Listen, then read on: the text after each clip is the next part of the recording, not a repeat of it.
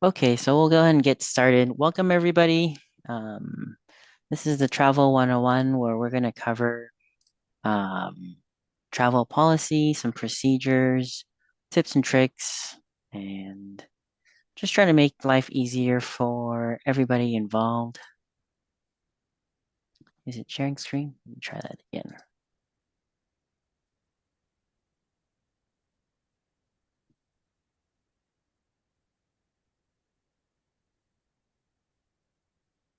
Do you guys see my screen?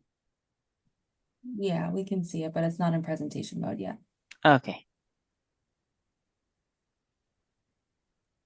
there we go.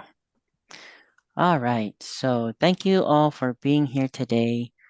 Hopefully everyone had a good holiday break.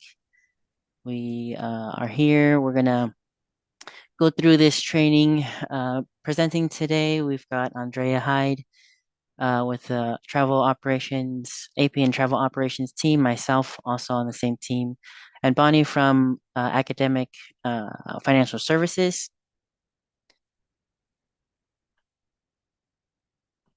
And in our table of contents, we'll be going over a little bit more about who we are as a team and what we're looking for and what our goals are and the purpose of what we do. And second part, we'll go over the travel policy with Andrea, covering all the really important parts of the policy that any traveler or delegate would need to know. And then number three, we'll go into some how-tos of navigating Concur, going through requests and going through expense. And then with Bonnie, we'll be going through connecting the Concur app to your phone and kind of the benefits of traveling with the Concur app to make life easier. And we'll have a Q&A section at the end. So a little bit about the format. I have disabled the chat for now. The the training itself does take an hour to an hour and a half. So just to make sure that we're able to fit everything in, um, we've disabled the chat, but there is a Q&A, so do feel free to utilize the Q&A. We'll manage that as best we can during the presentation, and then we'll definitely get to it at the end in the last section. I do have a poll that I can launch, so if you want to take a moment to answer some of these questions, it gives us a bit about um, get to know who you are and what you're looking at, just really quick.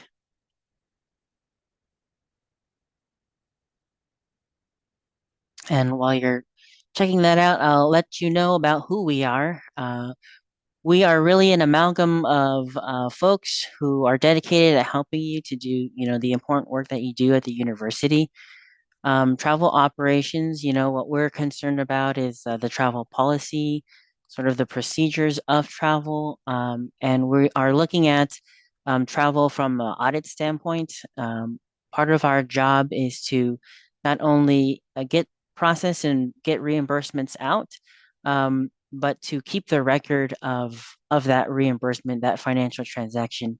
Because what happens is whenever there's a public request for records, say from a journalist or an auditor or an enterprising citizen.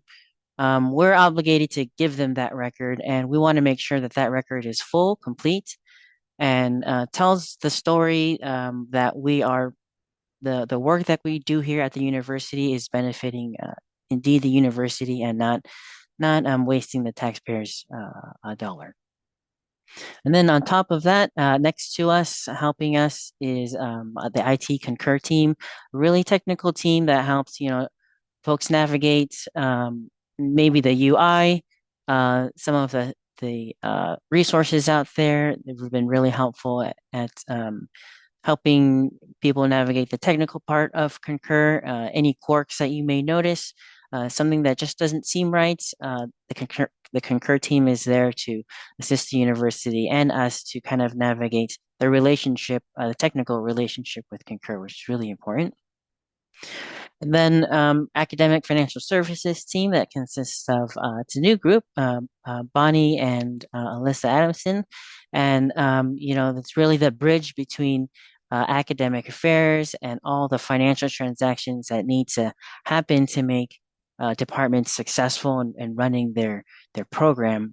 There's just so many aspects of um, the business transactions that have to happen for students to be successful, and all of us together, we're here to support you in your work, cover our bases in terms of policy and audit, and work through any of the technical problems that we may be having. So that's who we are, that's what we do, and that's really our purpose, to serve you and serve the students. And so, what guides all of that about what we do, those policies, procedures, and reimbursements, is we want to be able to provide those tools and resources in accordance with CSU policy, state and IRS regulations. And a lot of the questions that you see when you're navigating Concur, or um, how you're interacting with Concur, is kind of doing these checks and balances um, with some of the IRS regulations and state policies, CSU policies that that we need to make sure we're following. And so, kind of with that, I'll introduce to you Andrea Hyde, and she'll go over the overall travel policy, the major points. Good morning, everybody. I'm Andrea. I primarily work on Concur reviewing expense reports, and I take care of pretty much all of your blanket travel and your P card travel, and deal with the rest of Concur as well, pretty much, on the travel related side. So, from the travel department, we have some guiding principles that we kind of follow. So our financial obligation is that we reimburse employees, students, and others for their business related travel expenses. Others would be um, like university guests or volunteers. But we also have limits to that, right? So we need to make sure that the expenses are necessary, reasonable, and they're not extravagant. And it's sometimes confusing to know what that means. And that's what we're here for. That's what we're reviewing and looking out for. So we just have to make sure that they're ordinary, the most economical options that we're choosing. We're not doing any kind of upgrades or things like that. Yeah. So the overview of how the whole travel process works is your first step is planning. So you need to figure out what you're going to need. You're going to start really early. You're going to start 4 to 8 weeks, excuse me, in advance, and according to the budget from your department. So the reason is that some travel takes a little bit longer to get approved. If you have a high cost to your travel, if it's over $4,000, you'll need to go up to, the provost level. And if it's international travel, sometimes that goes to the president's office, high hazard travel as well. You want to make sure that you're submitting any kind of insurance that's necessary before you do that travel request. And then on that travel request, that's your next step. You are going to estimate all the expenses that you're going to spend on that trip. And you're going to do this before you book anything. So you want to put all the expenses you could possibly need: taxi, airfare, lodging, especially meals. If you're going somewhere and you're staying somewhere overnight, you are required to add that meals and incidentals per diem to your travel request, and it'll automatically calculate the amount that you're going to get. So that's how we can see what your department has approved for you to spend. So once that has been approved in Concur, then you'll go ahead and you'll go on your trip. You will, you should use the Concur app. There's a lot of good tips and tricks that you're going to learn today with Bonnie about how to keep track of everything. It's really vital that you hold on to all of your receipts, keep all of that information ahead of time so that you're not waiting till you get back and then having to scramble around trying to find all the information that you need, and that you're not losing anything when we come back and say, hey, we need a receipt for this, for example. So make sure you hold on to all of those receipts, all the information that you've been given. And then when you come back from your trip, within the first 60 days of returning, you're going to reconcile your expense report. So all of the charges that were incurred for you, whether or not you charged it, whether it was somebody else in the department's P card, All of the charges related to you will go on your expense report. Um, and then we will do our best to review that within 10 business days of receipt of us receiving it. So once you've submitted your report or your delegate has submitted that, it will go through the proper levels of approval and then it'll come into our queue. And then once we receive it in our queue, that's when our 10 days starts for us to review it. Some things to consider when you are planning and booking and going on your travel is your registration. So make sure that you keep your invoice and your receipts and your agenda. It's really important for us when we're reviewing your expense reports, we're kind of looking for a story of what happened on that trip. So I need to know a lot of the details of where you were going, why you were going, when exactly you were going, so that we can show that there was a a business purpose for you to be on this trip, right? So we need those receipts that show that a balance was paid. We don't need the confirmations that you book something, but we need the payment receipt showing, yes, it's paid, there's a $0 balance. Preferably, this is the last four digits of the card that was used. That way we can show, for auditing purposes, the trail of everything and the proof of everything being purchased. For your airfare, you want to make sure that you're booking economy class. An example of an extravagant or upgraded purchase that is not reimbursable is a paid seat selection. There are no airlines that force you to pay for your seat. Your air ticket is your guaranteed seat on that flight. If you have a preference to sit somewhere specifically, even if that's in first class, you are welcome to do that as long as you are paying for that and you are not charging a P card for that. You can pay for that on your own dime, but you'll only get reimbursed for the economy seat of that flight.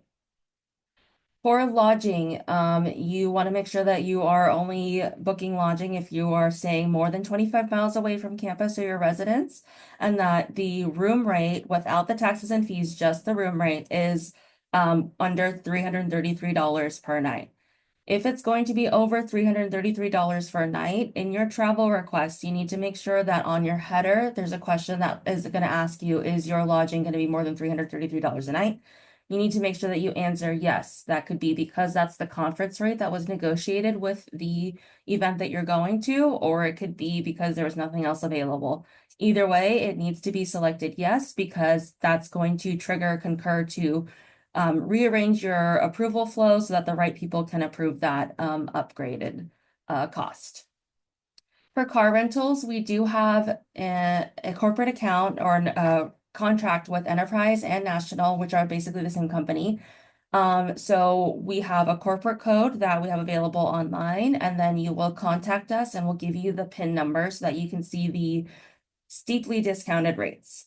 You'll be getting a standard vehicle, another upgrade option that people like to do, which is not reimbursable, is upgrading to a bigger vehicle. If you have multiple employees that you're traveling with, that's fine, but no purchasing or renting a luxury SUV because that's what you drive at home and you're more comfortable driving that on your work trip. You can do that, but we will not be reimbursing for that. And then for meals, again, with your overnight stay, there are the GSA per diem rates and for International Estate Department rates that is automatically calculated in Concur, so you don't have to worry about that. But you do need to keep track of what meals are provided to you so that you can check that off. And we'll get into the how-tos a little bit later with Joe, but you'll see how to do that. But make sure you keep track of that. And yeah, just a reminder that the upgrades are not prohibited, but they will not be reimbursed. And there sometimes will be extra documentation that we need to show so that we can make sure that we're reimbursing the right amount. For blanket travel is when you are traveling only in California and it's only for mileage and parking fees. So everybody who is going to be claiming blanket mileage should have a travel request, a separate travel request for the whole fiscal year. And you can see there in that little greenish square over there that the name of that travel request should be blanket travel FY for fiscal year 2024 to 2025. Everybody's blanket travel request should have the exact same name. And then if you are going to be claiming mileage or parking for that month, you'll submit a monthly blanket travel monthly report. and it'll be the first and the last date of that month. So anything that falls within that month.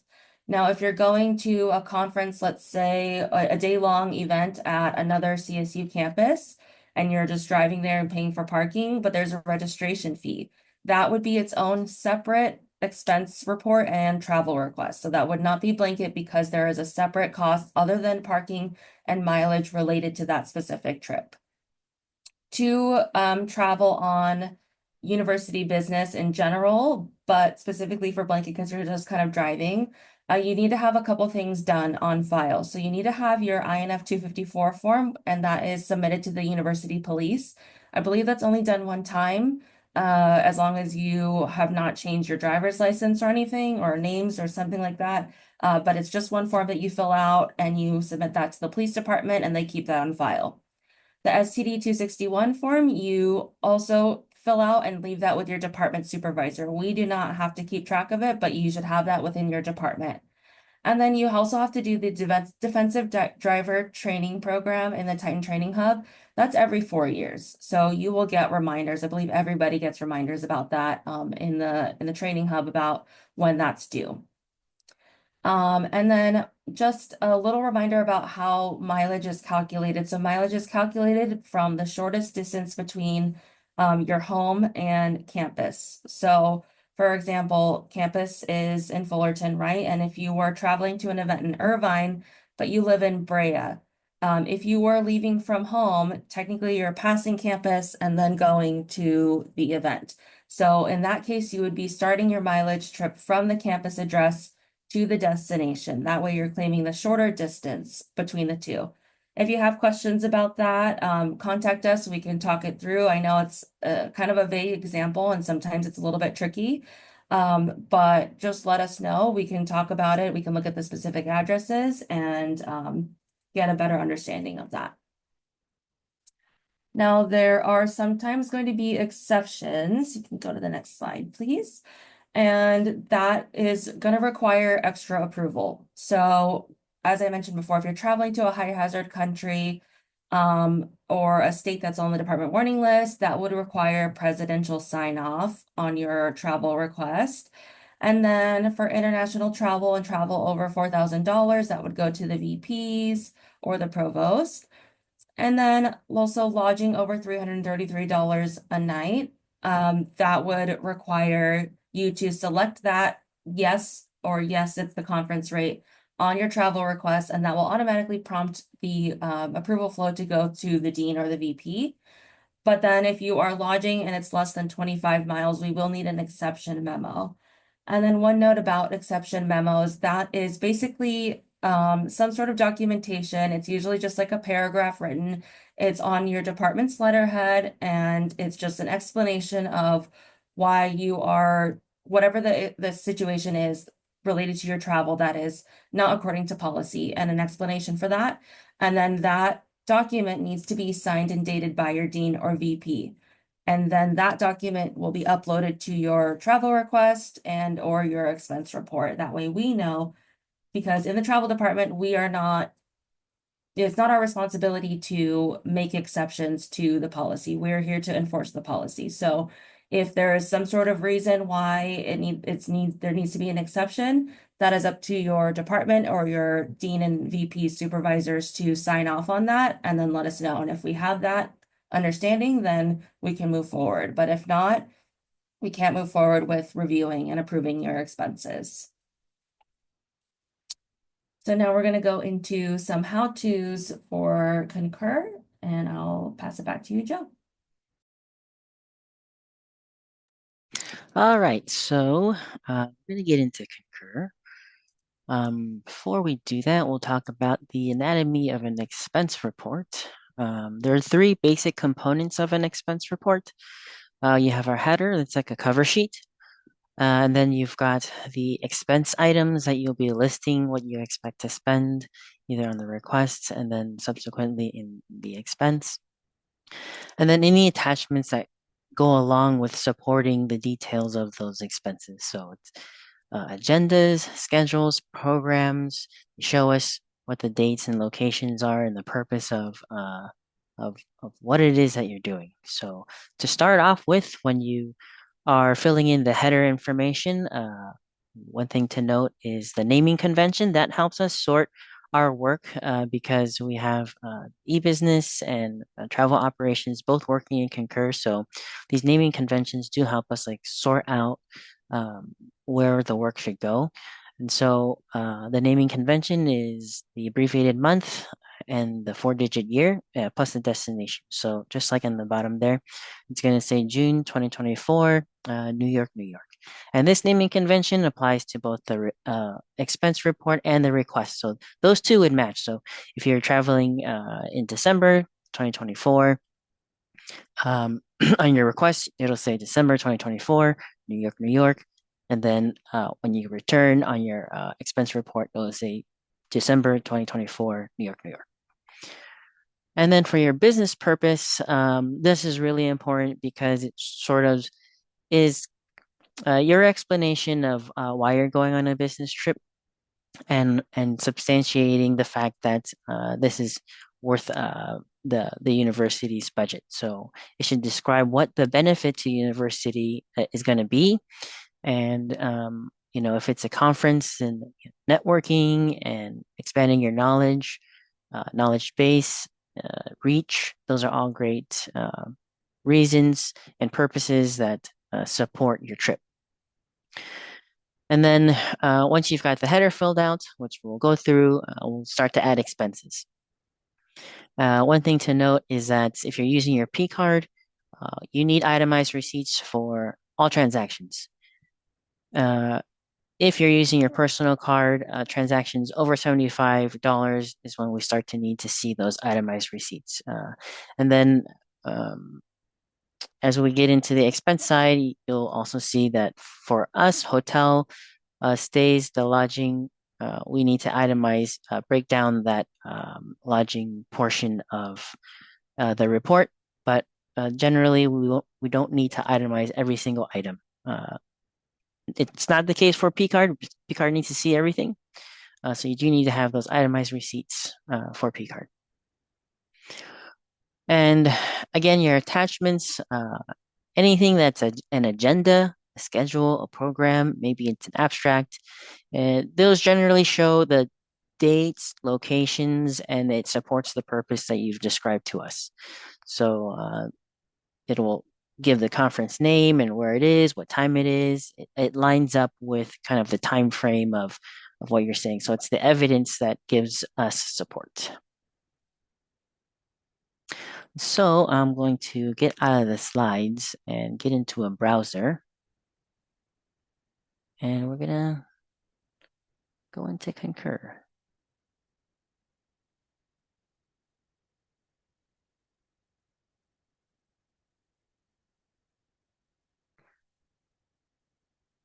All right. Are you seeing my browser?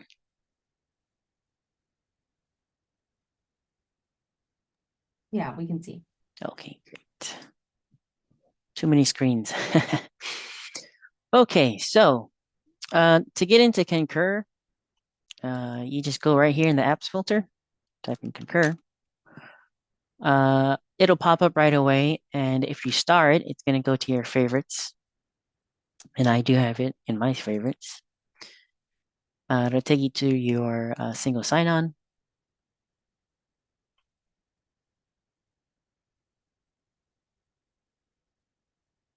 And the first thing you'll notice is that if you've been in Concur before, um, there's a UI update. So uh, the tiles look a little neater, and it will give you this notice that's asking if you want to switch back to the old view. But it's got this nice banner.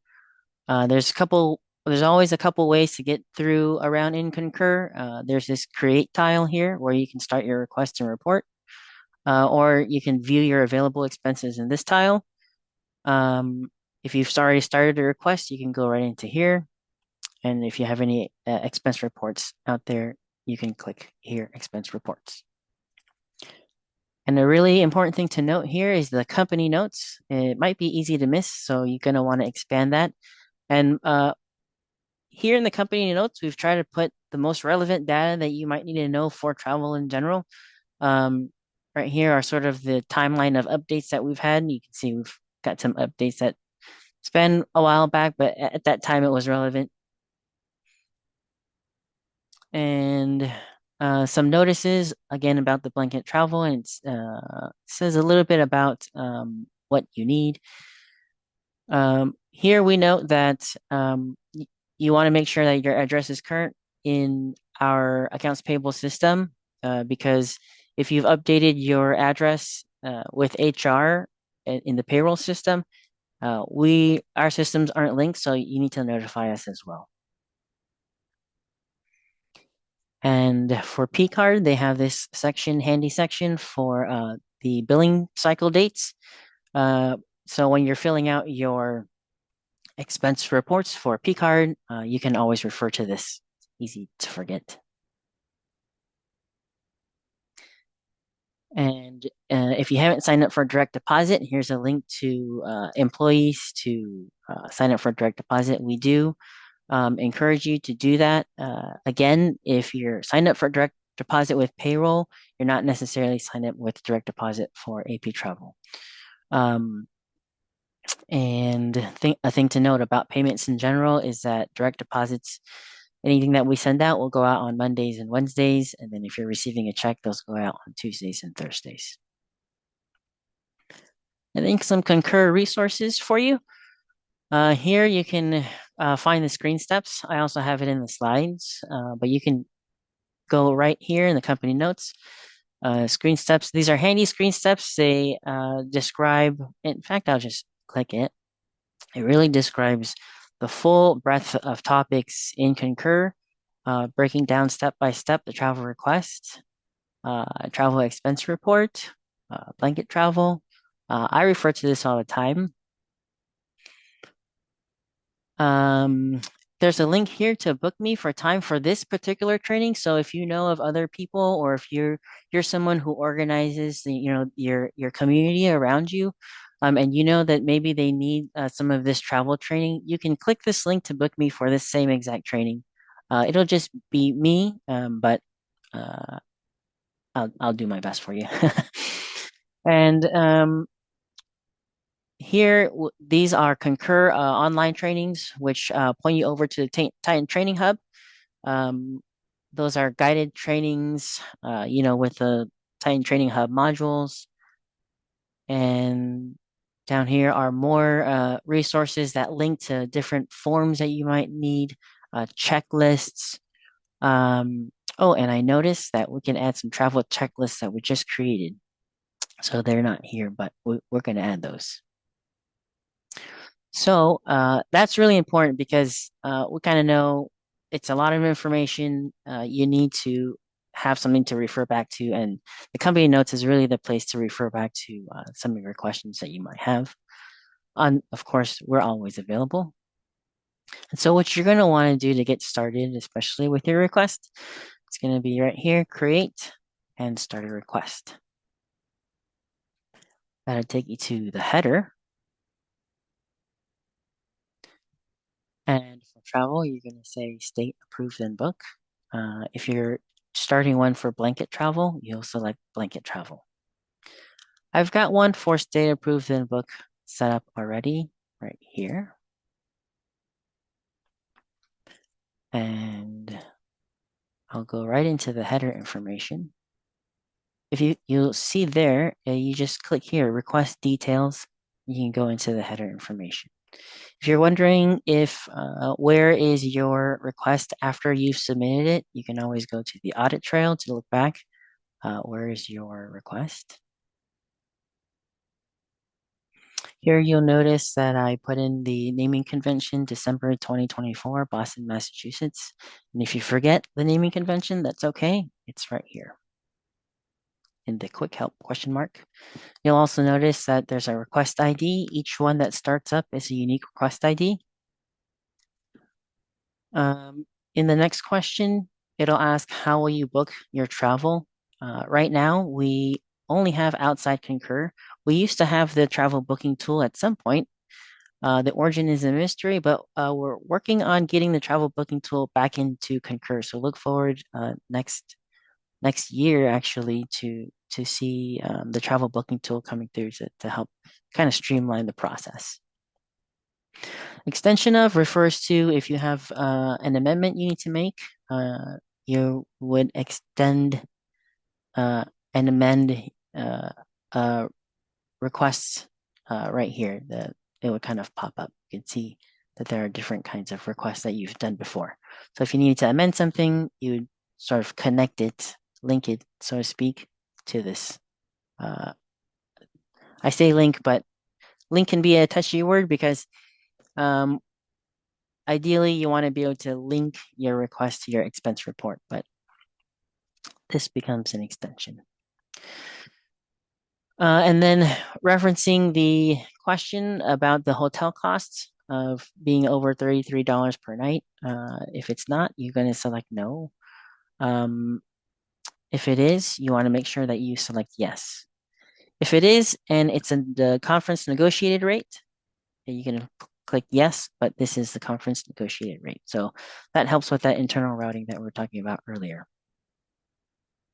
Here under trip type, you just want to select, is it in-state, international, out-of-state? Here, this question, personal travel combined with international business. Now, what that is referring to is that when you're on international business travel for more than a certain number of days, there is a taxability component to your trip all of a sudden. Have to follow those IRS regulations. And so if it's domestic, you can click none selected. But if it is international, you need to kind of check these top four are actually exceptions. And then if it's number five, then there you can expect that there is some taxability involved in your on your trip reimbursement. And here the start date is going to be when you started your trip, and end date is when you end your trip. And here the purpose, it's just kind of the overview purpose. Is it a conference? Is it a meeting? Is it research? Is it blanket travel? On the travel user type, if you're a faculty, go ahead and click faculty rather than staff. If you're staff but not faculty, that's here for you. And then one thing to note, students who are employed with the university can use Concur. They will be in the system, but we just need to note, is it job related or is it not job related? Students who are not employed by the university, they would follow an Adobe workflow or paper process that we have linked on our website. Here for the purpose, again, a purpose that describes, the benefit to the university. So name the conference, note its benefits, expanding learning or knowledge or network and reach. You want to click the city, the state, um, and if there's any personal travel. So if there's any personal travel, you can note that here. That affects the calculation of the per diems and what's reimbursable. So we need to know those things. Um, this here, regions traveling to, these are those, I think these are the ones that are the high hazard country list. So that this is the one that you need to note. If it's not listed here, then you're just going to click other, not listed. And make sure, usually the fund is not listed in. So the general operating fund is the fund. Um, but if you're using some other fund, you would note that here. And then later on, if you need to allocate that actually to somewhere else, you can do that. Then when you're done, okay, before you're done, if there's any comments here in the requests, what's gonna happen is the approver will get these comments. So for requests, when we look back at the comments, we're gonna see what message that was sent to the approver. That would be here. You would click save. And it's asking me if I want to make a copy. You can make a copy, say if you're requesting for a lot of other people and it's kind of the same trip, you can utilize this tool, copy. But because I was editing something that I had before, I don't need to copy, so I'm going to click do not copy for this one. That'll save my requests. And if I have any attachments that support what I'm going to do, that's going to be right here. And one of the items that I added right here, this button, the plus add, I had added lodging. So right here, hotel reservation. And then here's my line that I added. It gave me the dates that I initially put in that was automatically populated. I needed to put in the time, the city, what kind of room it was. So I listed a one king room, non-smoking, and the normal checkout time. Here, there's a checkbox. If it's asking if you had submitted this STD 236 form. And what that form is if you're traveling within California, some hotels, not all of them, will take the tax off for state employees. So you would have this form pre-filled out. You'd kind of go to the front desk and say, hey, actually, part of this stay is not taxable. You would hand that to them. They would take that and take the tax off, and that's what this checkbox is. Not all hotels do that, so that may or may not apply to you. And then click save.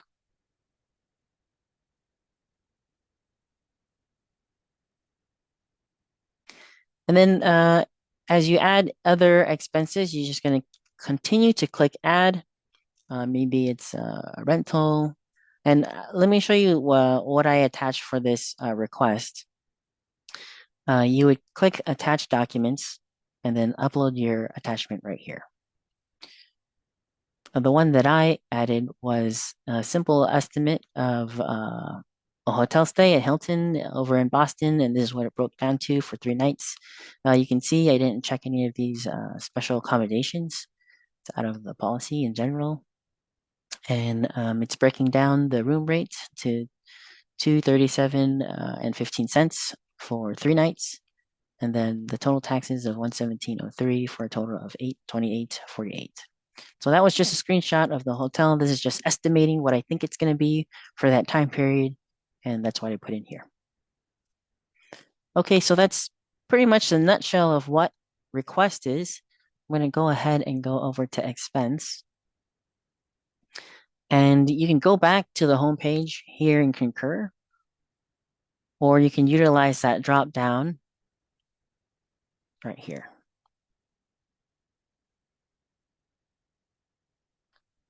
And when you've got a request that's already been approved, you can actually go back to that request to start your expense report.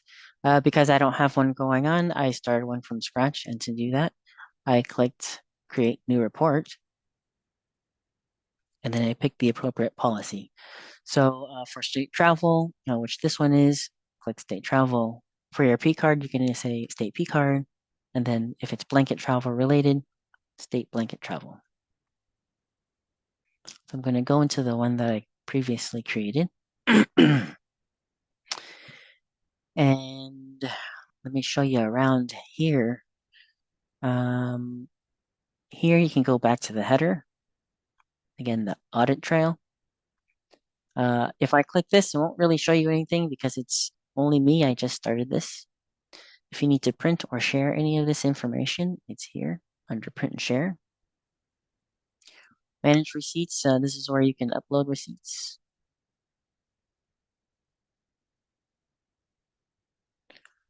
This attaches it to the report level. And then this important piece, travel allowance, we'll go into that right now.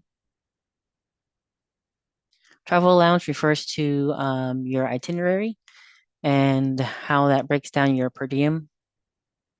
So to create your itinerary, once you go into the travel allowance, you will click here, number one, create itinerary.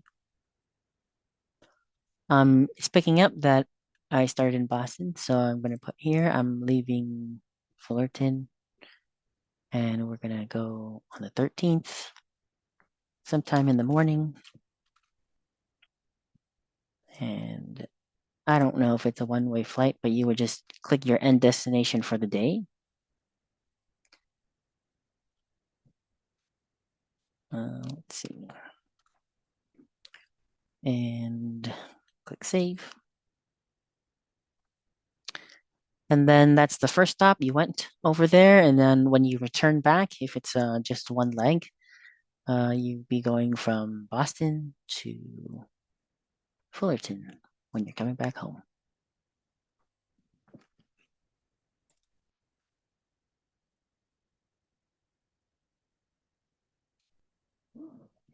And if you have other legs in your itinerary, you want to continue to add those legs in.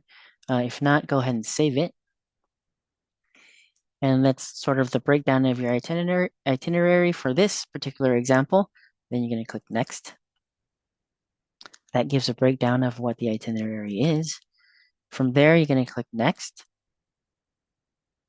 And what you're going to see is this chart listing um, asking if which meals were provided. As you click these, say breakfast was provided at the hotel, uh, and maybe your lunches were covered by the conference, they start to deduct your per diem allowance. Now, if everything, say for a one day was completely hosted to you, you could click everything here.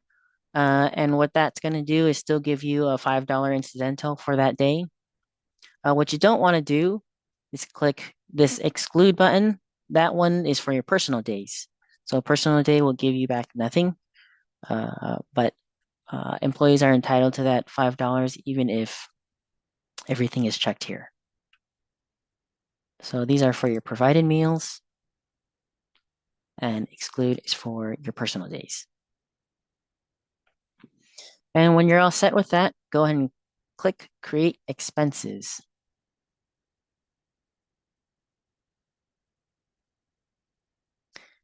And what you'll notice is it's given a breakdown of everything here, but it looks kind of funny with these red errors.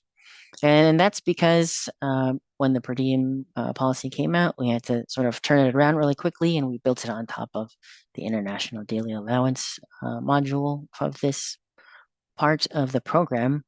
So what we're asking folks to do is click these notices and delete.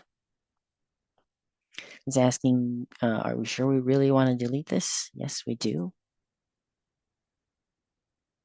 And that gives us a breakdown of the per diem. So you'll notice for the day, it's giving us $92. And on the first and last day of the trip, it's 75% of the full per diem. Joe, can I hop in really quickly? Sure, of I course. just wanted to add something. On the left, you'll see the alerts, and I just wanted to explain that because that's something that comes up sometimes is if you were to hover over the alert on the actual expense down towards the bottom, Okay. it'll kind of pop up and show you that there's a warning, and then it'll open up that on the top. And then you can see that top section where all the warnings are. So that exclamation point in the orange triangle is just a warning. It's just telling you specifically something about that expense, but that's not a hard stop. The hard stop would be that stop sign with an X in it that was on the lodging, international lodging charges that he just deleted. But these are just kind of reminders from Concur. Sometimes it's going to say you have it looks like you have a duplicate expense. And that could be just because you went to the same location 4 days in a row and the mileage is the same. So it doesn't mean it's not going to let you submit it, but it is warning you, hey, double check, take a look at that and make sure that you did everything correctly. So don't be afraid to move forward, but do check out those warnings and see if there's anything in there that you might have missed. Thank you. Thank you. Okay, and then one last thing that I wanted to show was this lodging line. So I don't have the receipt for this, but I did repeat sort of the lodging information, and it is giving me those warnings again because it's for a future trip. This portion, our team does need the itemization. So you just kind of fill in the information as needed here. That one came from Hilton, the total amounts and the request ID that we pointed out earlier. And going into itemizations, let me recreate this really quick so that you can see what it looks like. I'm going to click back.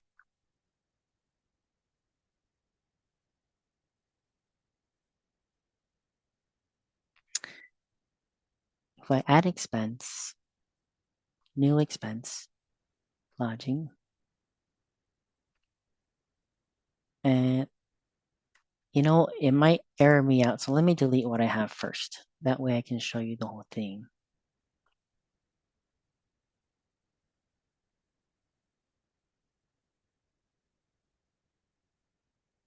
So add expense, new expense, lodging, and the date range. See how it's purple? It's gonna ask for the full range. So you just need to click from first day to the last day. So it's highlighting that block. It's calculating that it's 3 nights. Business purpose you've done already, so that's why there's no red star. This one we looked up was Hilton. The city, assuming it was paid by P card, you would put this. If you're paying it personally, you would put this. If it was paid by P card and you're the traveler, you'll actually have the transaction already on your Concur. The amount was, I think, 28.48.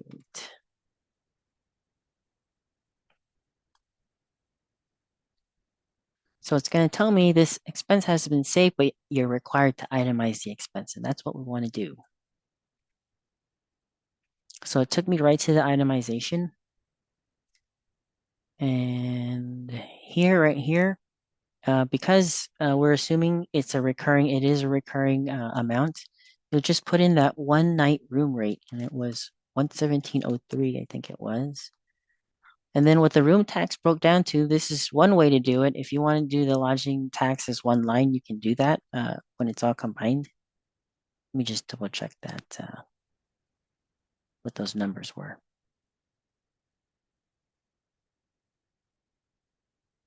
It was actually that was the tax amount. So it was 237.15.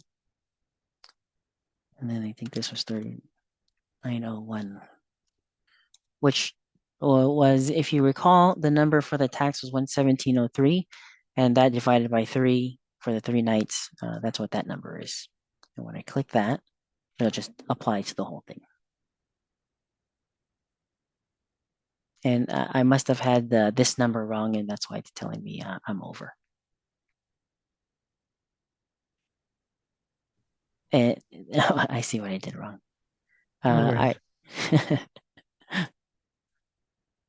uh, Math is just a little bit off, but one thing to yeah, the note math. here is Sorry. that you want to make sure that your room rate always matches your receipt. So sometimes there's a little bit of leeway with how things are charged, or it's a little bit funny. There's an advanced deposit. Those are a little bit more complicated, but the most important thing is that your room rate is just the lodging for that room and not any of the taxes. And then you would combine all the taxes per day. So you want to make sure that you have a lodging per day that's the room rate. You want to have lodging tax per day. And then if parking is charged to your folio as well, you would want to itemize parking under there. And so that we can see each day lodging tax, parking, lodging tax, parking. And then as long as all the math is correct, you would see that there is that amount and then the itemized amount, and it would be 0 for over, and you would be good to go, and then you can move forward. And so I fixed the math, and it should match. So I just have a sure. question about taxes. So I'm going to that conference. It's in Hawaii, and they have like this transient tax and that transient tax. And then they have like the $45 a day resort fee.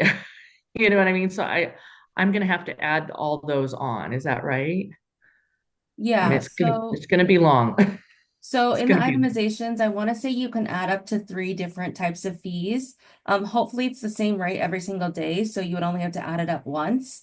So you can just add in that total, and then as he showed, like there's a recurring thing. So the room rate would be one, the taxes combined would be one, and then it'll repeat that for you for each day of your trip. Oh, okay. So it So maybe should do the itemize taxes automatically. combined and Yeah, so then, but you're going to you'll have combine the the receipt. taxes. So Got it. one line Okay. of taxes per day, one line of room rate per day. Yeah, that's Got it. probably the easier way than what I did. But as long as that, those totals match, and the lodging per room is broken out, we should be good to go. So, And then maybe the tax too would be the $45 resort fee or something. I don't know That that. would all be included in the taxes. So Oh, it resort would be. fee, Okay. the resort fee, the state tax, sometimes there's a transient fee, all of those extra fees, other than any kind of upgrades would all be considered the taxes. Okay, great. Thank you. Mhm. thank you for your question. And that actually sums up what I wanted to show in Concur. So let's go back to the slides. And we're going to do this. And just to sum up, you're going to have a request, fill in your header, add expenses, and note any personal days, and submit it to your manager for approval, and then book your travel. One thing to note is as soon as this request is booked, or as soon as the request is approved, you're able to create an expense report right away. So that gives you a space to start to put your expenses as they come in straight into the expense report. If you create your expense separately, like I had to have to do, you have to link the travel request to the expense report.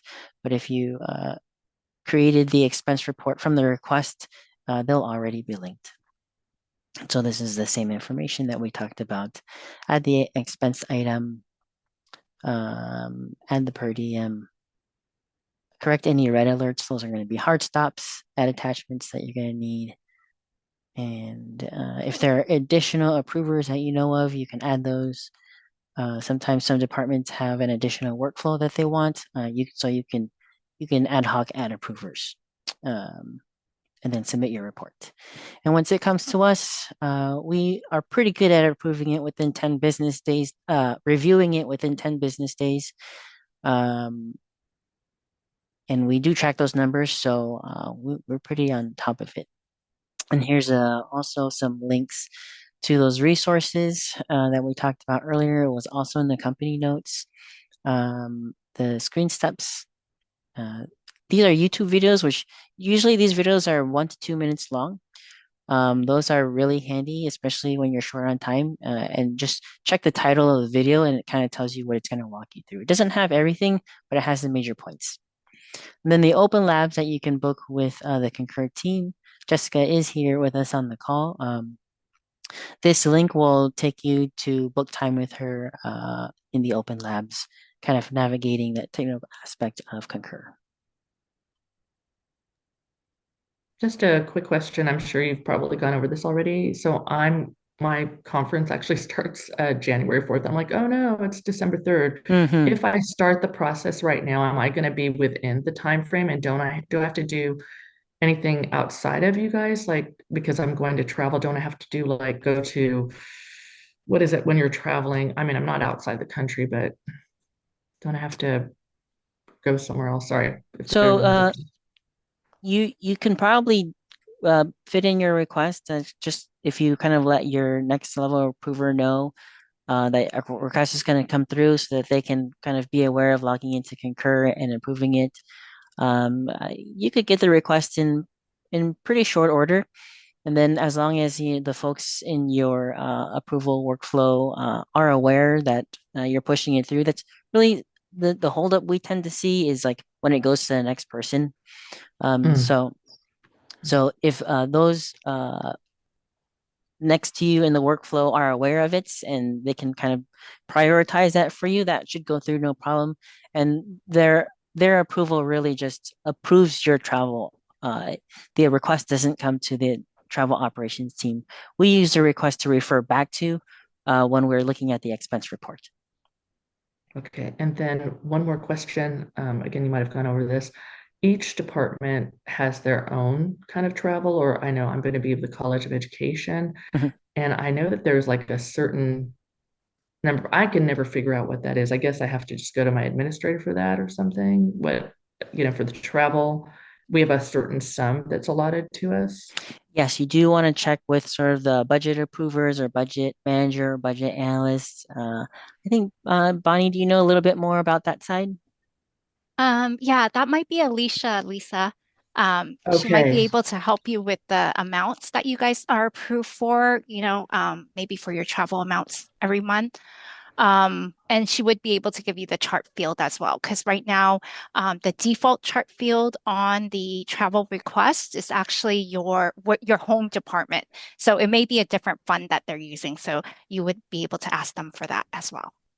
Okay, so I asked them for that, and I know there's like some number you have to put in there, but I mean, we have to kind of, I don't know. I remember that there used to be like a number or something, or like a code specifically for, I think, College of Ed or something, you Yeah, know? and that would be the chart field. So I would Okay, probably ask Alicia and them to see if there's a okay, specific designated fund that they want you to code it in. Otherwise, okay. they can help change it at any level. So even if it goes to your approver and it's wrong, they can go ahead and fix that for you. And fix that. Okay, Yes, great. Thanks so much. you're Thank you. welcome. That's great. Thank you so much. Okay, next up, Bonnie is actually going to continue with going to connect the Concur app to your phone.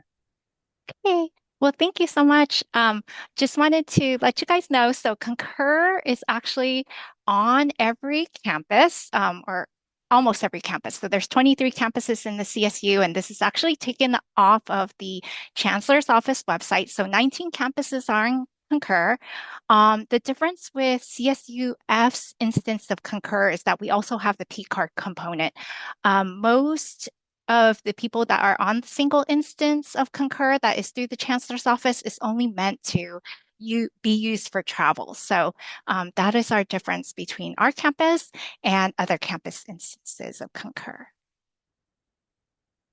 So the Concur mobile app actually can be downloaded on your iOS store or your Android store. And I think this will help Lisa a little bit. I know I'm figuring you're a faculty, and I don't know how many faculty are actually on this call. And I know I can't see you guys, but if you guys could do a quick use the react button on the bottom of the Concur screen. If you could just put a thumbs up if you're a faculty. I just want to see like who the audience is.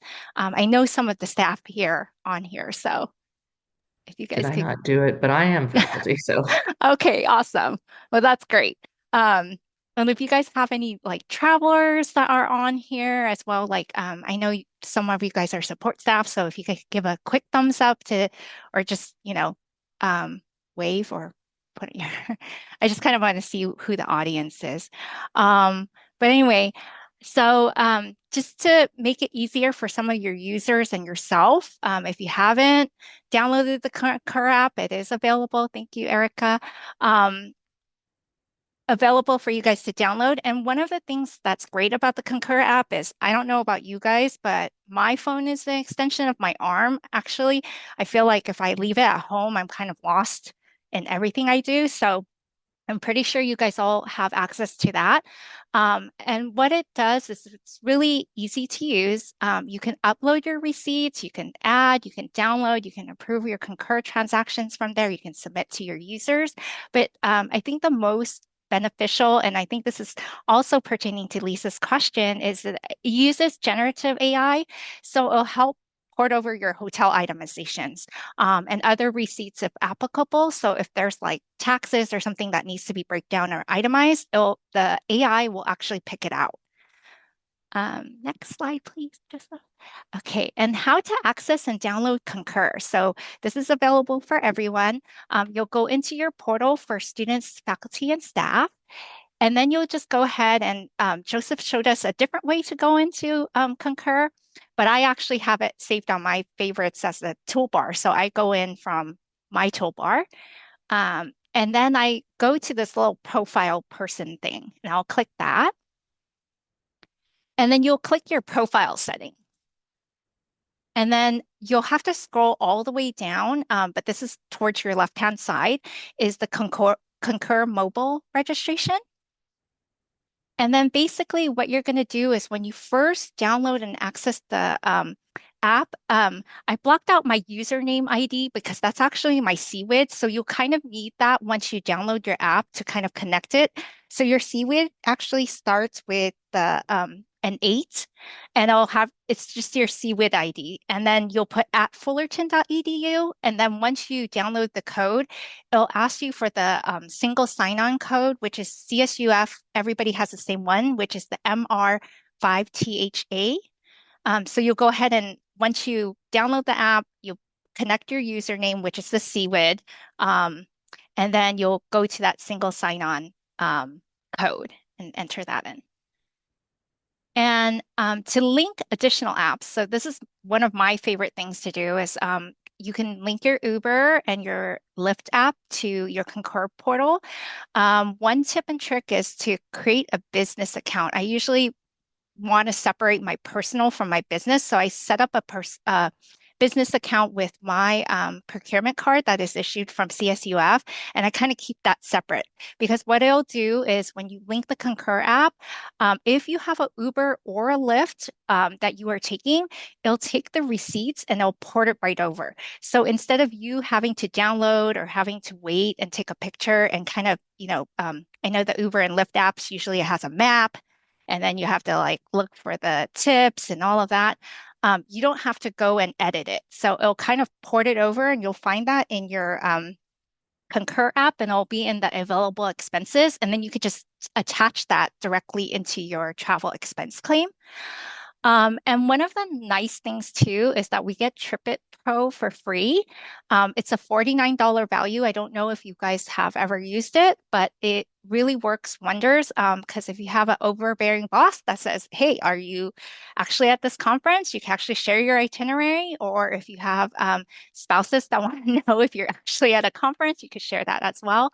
And you could also share that, wherever you're traveling with your friends or your emergency contacts. And this is just some screen captures. And Joseph will play, this is actually from my phone, and it'll just show you how to kind of connect your apps to your phone. So I've already downloaded the Concur app. So I'm just making sure that my Uber and my Lyft are linked. You'll have to basically accept all the conditions. And then it basically asks you for your number and email that in Uber, and then I'll link it to your Concur.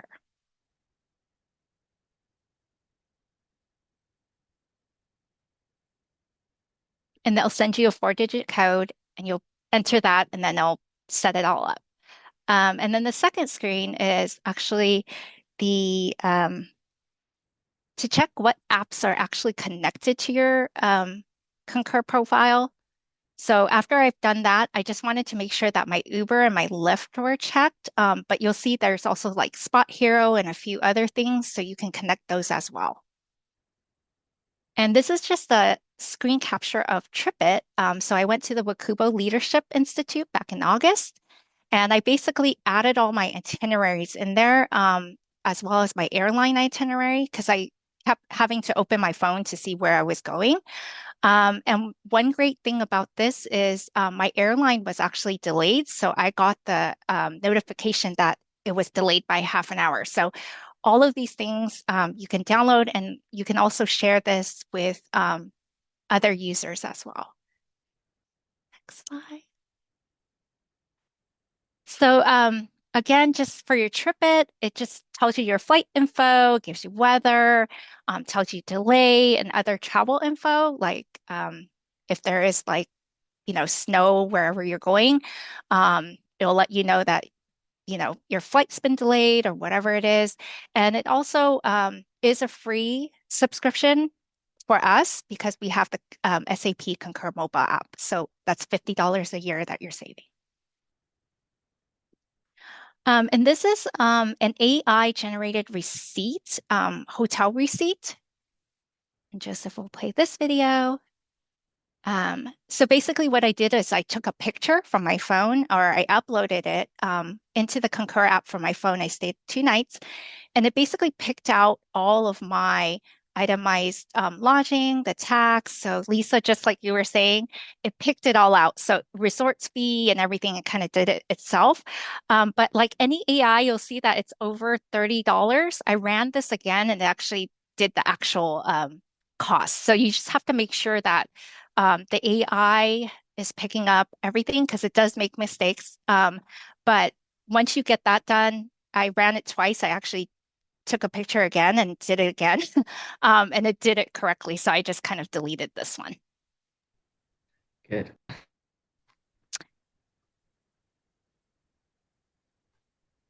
And then some new things that are in Concur. So when I had gone back from my trip, I think this was just when the per diem was launched. I didn't know where to put my meals and incidentals, and I was kind of going crazy a little bit. So I was able to actually go into that question mark and then I clicked that get assistance and then there's explore interactive help. So this is an AI generated thing. So if you type in what you're looking for, it will kind of walk you through it. So that travel piece that Joe went through, I was able to do on my own before we had known that there was a change in Concur. And then some new things in Concur. I know when sometimes you do your travel request, you do forget certain things. So I went to a travel training in Pomona and my car actually broke down. So I put in parking and mileage. I was originally going to drive, but then I realized, oops, I gotta now take an Uber or Lyft to get to where I needed to. And one of my coworkers were supposed to join me, but then they had an emergency, so I had to change this. So before my trip, I was able to go in and actually amend the travel request. So I recalled it and I changed my mileage and parking to Uber and Lyft and the amount, and then I resent it up for approval. So once it got approved before I had traveled, I didn't need to amend my travel request. But if I traveled and I decided to do this, then I would have to do the amended travel request, which then you'll have to link to travel requests. So at any time, if there's a change to your itinerary, it's best to go back in and change your travel request. Like if you forgot to enter, like, hey, I have to, my baggage is too heavy and I can't lift it in the overhead bin. I have to add baggage now. Go ahead and do that, recall and do that prior because it does save a lot of time. And I think that is it for me. So I'm going to turn it back to Joe and the team. And if you guys have any questions, to go ahead and ask. Thank you, Bonnie. Um, yeah, so that wraps up the presented material. I'm just gonna check. We don't have any questions in the Q&A section. Are there any questions in the audience? You can go ahead and unmute yourself and feel free to ask.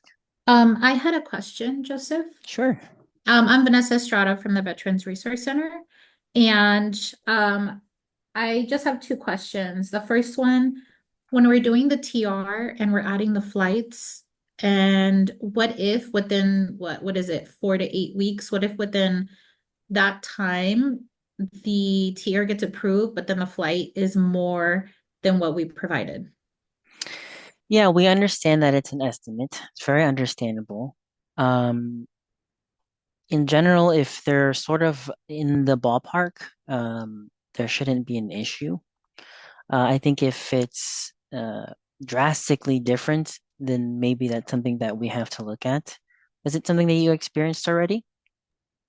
I've actually experienced that with, I think, lodging Hmm. when I do a TR and hypothetically if the per night back then it was 275 Hmm. and I think it went up to like $300 maybe. 333. Hmm. And then yeah, like, well, no. So back then it would ask you the question on Concur, is your flight over, is your lodging over $275? And when I would say no, it's not, and then I'd go back to the expense, and then I realized, oh, this actually, when I actually booked it, it was higher than the 275, and then I'd have to do a what is that called? An amended TR. Yeah, an amended TR, and then I just had to do that extra step. Is there any way to avoid that? I haven't experienced it with flights, but with lodging, I've experienced that. This is Zarita. Let me answer that one. So with the flight and every other expense like registration and stuff, we understand it's gonna fluctuate, right? Even with lodging. But if you know your lodging's gonna be over now, back then it was 275, now it's 333. That's part of our policy. It's not really an estimate. If you know it's gonna be over that, then yes, you're gonna have to do an amended if you didn't already done so. Because that's the policy that we're following, because the university only allows 275 back then, and now it's 333. So, it's important for you to check that box, where it asks you, is the lodging gonna exceed that amount?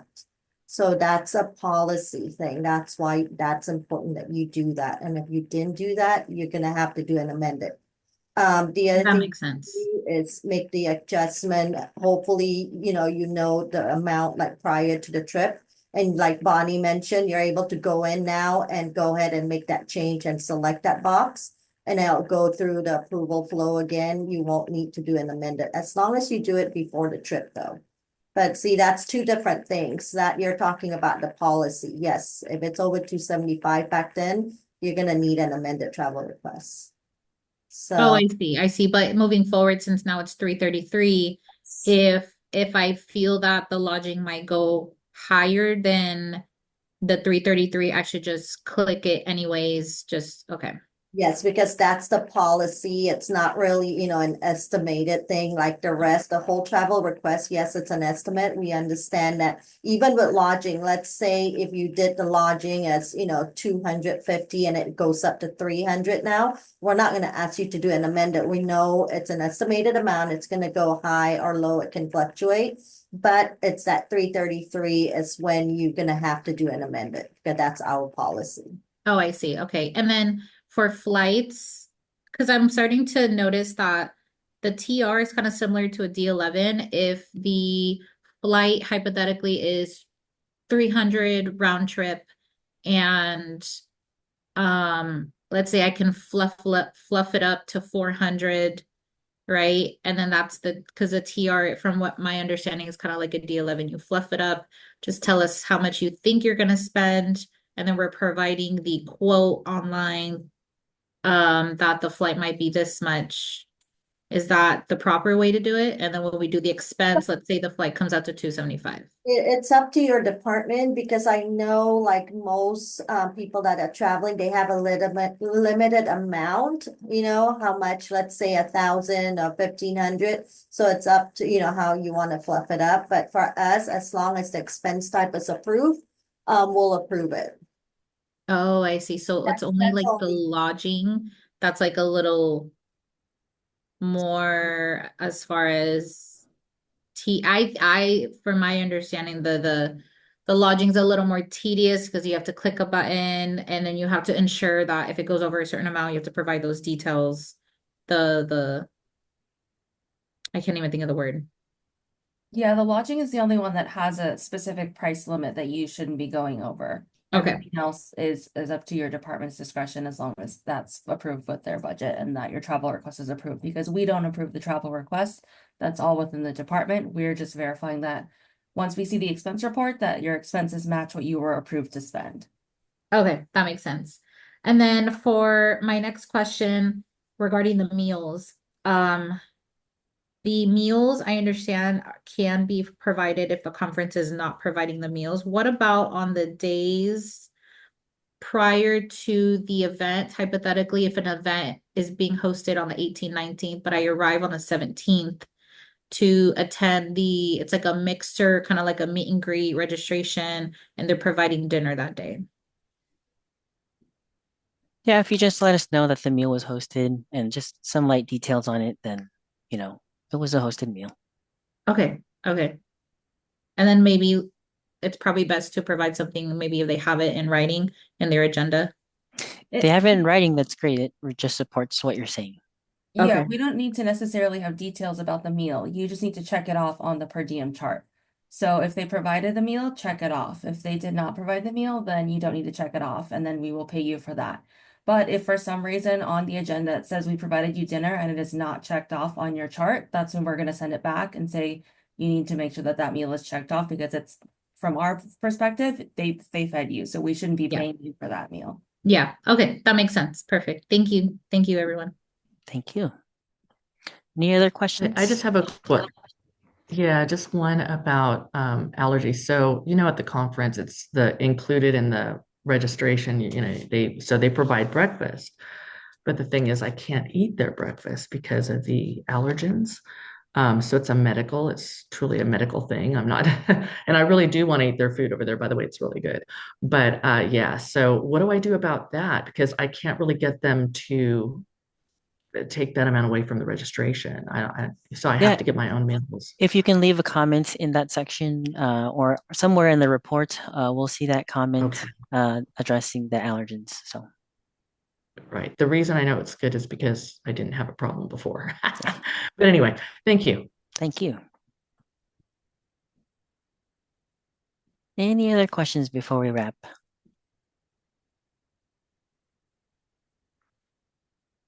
Okay, if there's not, I just have one ending quote to share with everybody. Um, it's a quote from Mark Twain in his writing, The Innocents Abroad, kind of a satirical writing. Um, it says, travel is fatal to prejudice, bigotry, and narrow-mindedness, and many of our people need it sorely on these accounts. Broad, wholesome, charitable views of men and things cannot be acquired by vegetating in one little corner of the earth all one's lifetime.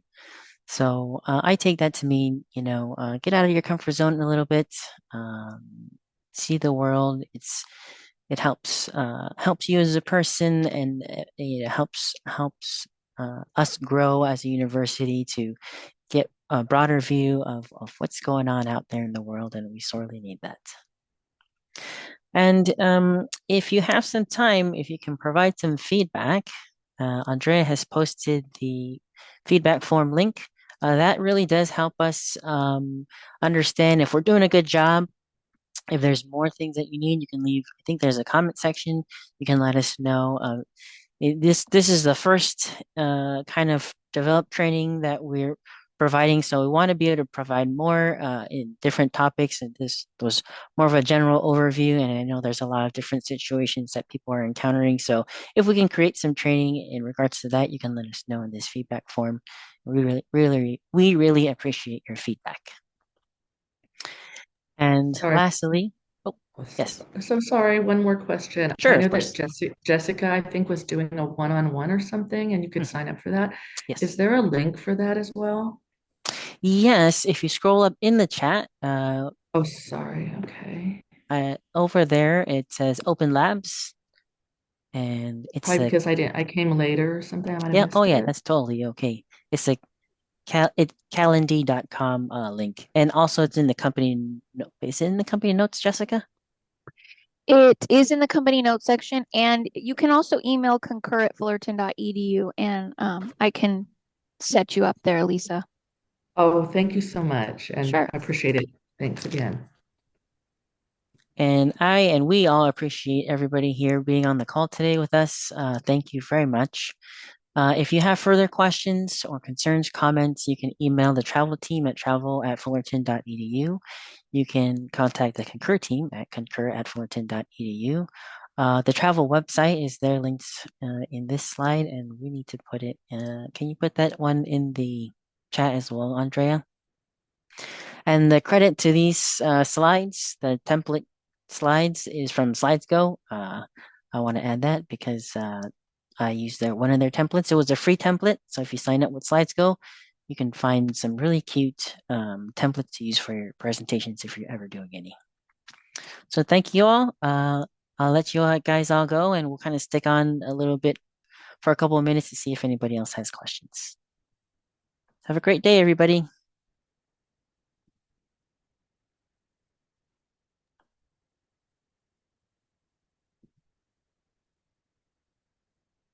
Hey Joe, sorry, I Okay. thought of a last minute question. Oh, sure. For meal exceptions, does that require VP, like a VP memo, or would a comment suffice, or is that like a division department decision? Meal exceptions. Can you be a little more, can you give So more detail? if a traveler opts out of participating of a meal provided by the conference, whether it be for medical reasons or I think that's the only reason actually, would that require A memo? rem- like would that need VP approval to for the exception? We used to require that, but it depends, I mean, if we see someone like abusing it. But Hmm. for now, you can just do an exception. I mean, a explanation, it's Okay. fine. Or reimbursing for meals. Hmm. And just, a detailed explanation. But I remember we used to always do a exception memo. And it had to be signed by the dean of VP before if there was, any type of, and when we still have to reimburse them for the meal, even though it's provided. Hmm. But for now, you can just do the explanation. Yeah, Okay. one thing to note on that is we owe them the per diem.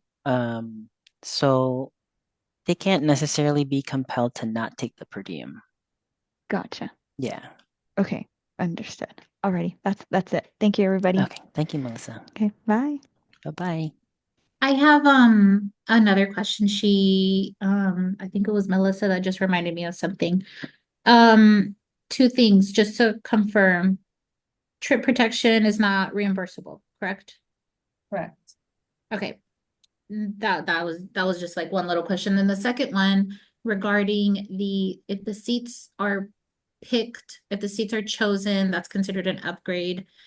I work with veterans, and what if they need that extra leg room? What if they just don't like being in like close confined? So like most of my veterans, when they travel, they like to sit on the aisle seat, just so for them it's more of like a easier exit. What if that's something that like they really need to ensure that they sit in a specific seat? Any exception to the travel policy, that's when we require approved memo, the justification memo. So, So I could put that in the TR. you're gonna have to do a justification memo like the one Andrea mentioned earlier, where it has to be on the letterhead explaining why the travel policy was not followed, and it has to be signed by the VP or dean, and that's what you have to upload on the travel request or expense report. That's an exception to a travel policy, so it's gonna need a memo. Okay, so that memo with the letterhead, that's like an official document signed. I'm sorry, can you repeat one more time who needs to sign it? It's either the dean if you're in academic affairs or VPs. VPs of like student affairs? Yes.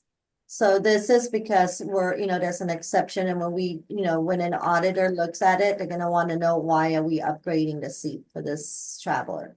So that's why that memo has to be on there. It's just since we're not following the policy. Okay, that makes sense. I mean that's fair because we're providing justification. Can you And the, provide the important place to put that is going to be the expense report, because that ends up being the financial record that the auditors see.